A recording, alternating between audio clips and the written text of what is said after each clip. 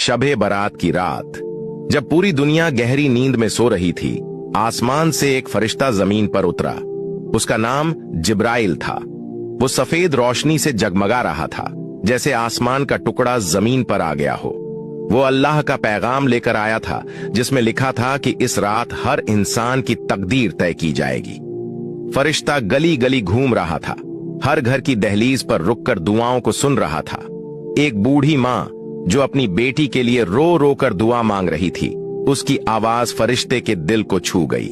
उसने आसमान की ओर देखा और फरियाद की कि इस माँ की बेटी के नसीब में खुशियां लिख दी जाएं।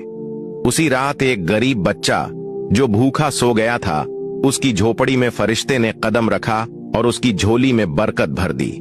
जिब्राइल ने हर उस इंसान की दुआ सुनी जिसका दिल सच्चा था और जो अल्लाह से माफी मांग रहा था। वो रात सिर्फ रोशनी और दुआओं की रात नहीं थी, बल्कि ये अल्लाह की रहमत का तोहफा थी। जब फरिश्ता आसमान की ओर वापस जाने लगा, तो उसकी आंखों में इंसानों के लिए दुआओं का सैलाब था। उसने अल्लाह से वादा किया कि वो अगले साल फिर आएगा और इंसानों के गुनाहों को माफ करवाने के लिए उनकी दुआएं साथ लेकर जाएगा।